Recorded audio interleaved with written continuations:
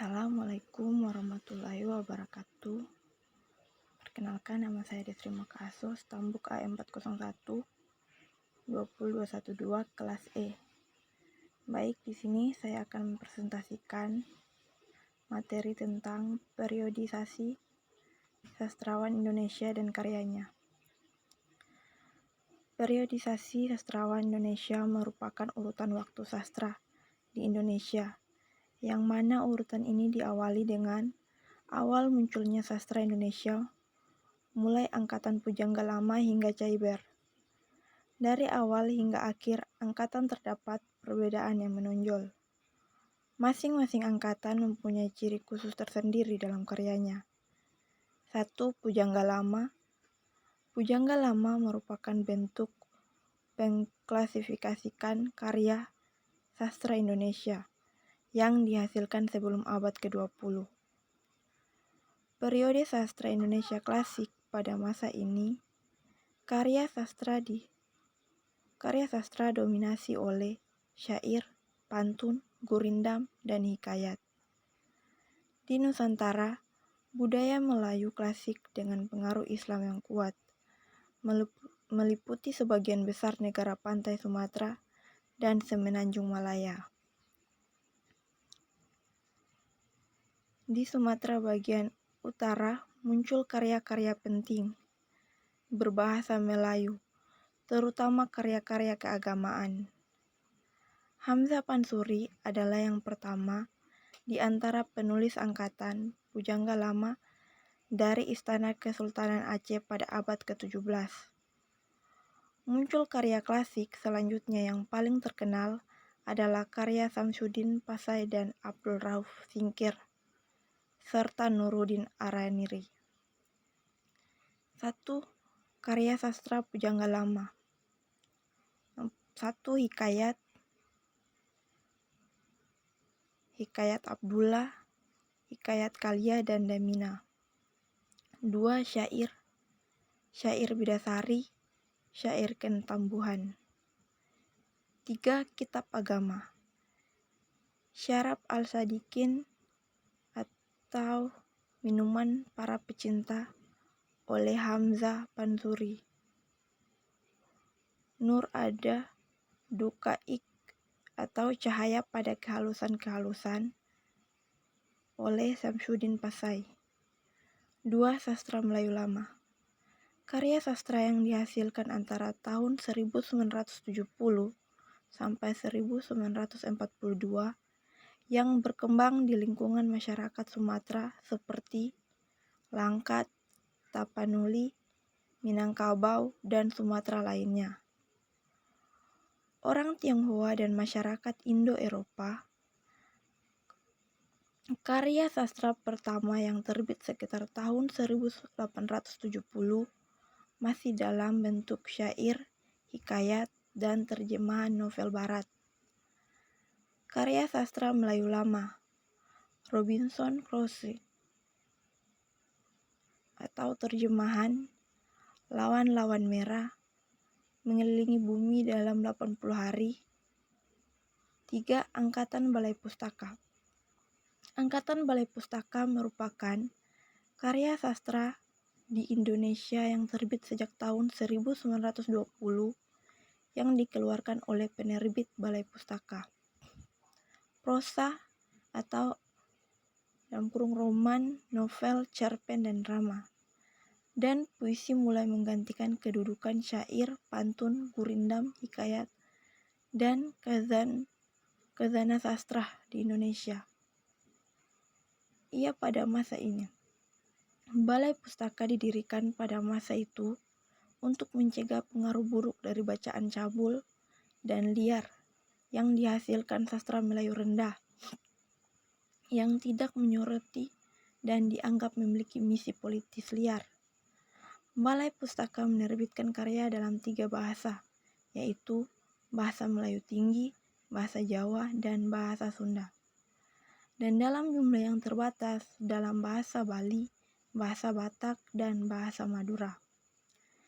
Penulis dan karya sastra angkatan Balai Pustaka 1. Merari Siregar dengan karyanya yaitu Azab dan Sengsara, pada tahun 1920. 2.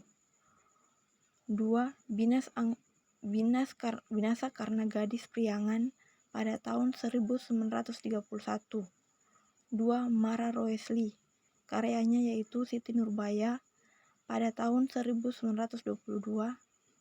Laihami pada tahun 1924. 3. Muhammad Yamin, karyanya yaitu Satu Tanah Air pada tahun 1922. 2. Indonesia Tumpah Darahku pada tahun 1928. 4. Nur Sultan Iskandar, karyanya yaitu Apa Dayaku Karena Aku Seorang Perempuan pada tahun 1923. 5. Lulis Sutansuti, karyanya yaitu Tak Disangka pada tahun 1923. 2. Sengsara Membawa Nikmat pada tahun 1932. 6. Jamaluddin Adinegoro, karyanya yaitu Darah Muda pada tahun 1927. 7. Abdul Muiz, karyanya yaitu Salah Asuhan pada tahun 1928. 4. Pujangga Baru. Pujangga Baru muncul sebagai reaksi atas banyaknya sensor yang dilakukan oleh Balai Pustaka terhadap karya tulis sastrawan pada masa tersebut, terutama terhadap karya sastra yang menyangkut rasa nasionalisme dan kesadaran kebangsaan. Sastra Pujangga Baru adalah sastra intelektual, nasionalistik, dan elitistik. Periode sastra Indonesia Angkatan Pujangga Baru yang dipimpin oleh Sultan Takdir Ali Syabana beserta Amir Hamzah dan Armjin Pane. Pada masa ini dua kelompok sastrawan Pujangga Baru, yaitu satu kelompok seni yang dimotori oleh Sanusi Pane dan Tengku Amir Hamzah. 2. Kelompok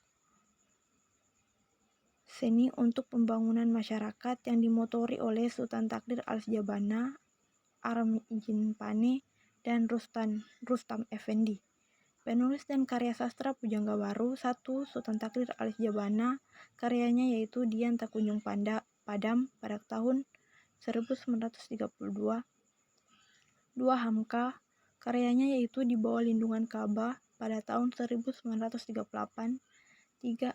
Armjin Pane, karyanya yaitu Kisah Antara Manusia pada tahun 1953. 5. Angkatan 1945. Pengalaman hidup dan gejolak sosial politik budaya telah mewarnai karya sastrawan Angkatan 45. Karya sastra angkatan ini lebih realistik dibanding karya Angkatan Pujangga Baru yang romantik dan dialektik. Karya-karya sastra Pujangga Baru pada angkatan ini banyak bercerita tentang perjuangan merebut kemerdekaan, seperti halnya puisi-puisi Chairil Anwar. Penulis dan karya sastra Angkatan 1945. 1. Chairil Anwar, karyanya yaitu Kerikil Tajam pada tahun 1949.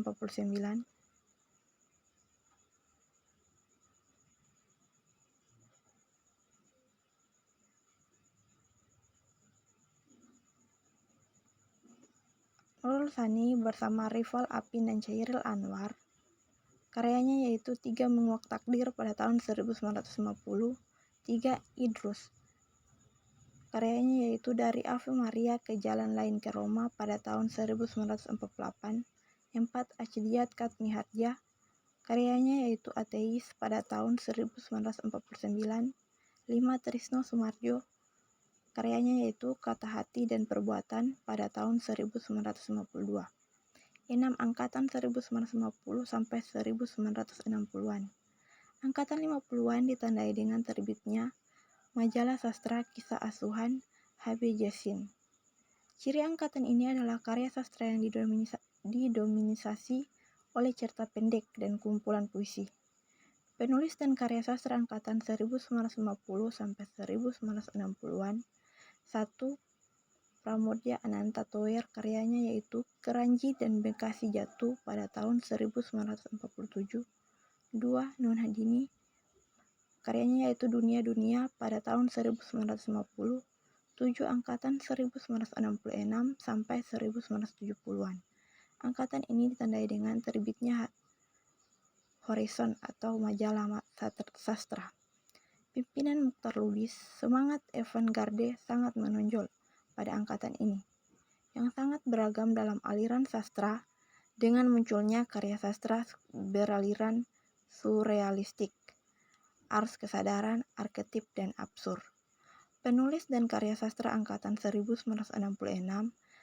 Taufik Ismail, karyanya yaitu Malu Aku Jadi Orang Indonesia. 2. Sutarji Kalsambaci, karyanya yaitu Amuk. 8. Angkatan 1980 sampai 1990-an. Karya sastra Indonesia pada kurun waktu setelah tahun 1980 ditandai dengan banyaknya roman percintaan dengan sastrawan wanita yang menonjol pada masyarakat tersebut, yaitu Marga T. Karya sastra Indonesia pada angkatan ini tersebut luas di berbagai majalah dan penerbitan umum. Penulis dan karya sastra angkatan 1980 sampai 1990-an. 1. Ahmuyudin Yosi Harfanda, karyanya yaitu Ladang Hijau pada tahun 1980. 2. Y.B. Magun Wijaya, karyanya yaitu Burung-Burung Manyar pada tahun 1981. 3.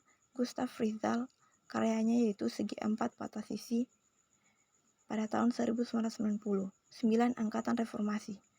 Seiring terjadinya pergeseran kekuasaan politik dari tangan Soeharto ke B.J. Habibie, lalu ke Abdul Rahman Wahid dan Megawati Soekarno Putri, muncul wacana tentang sastrawan angkatan reformasi.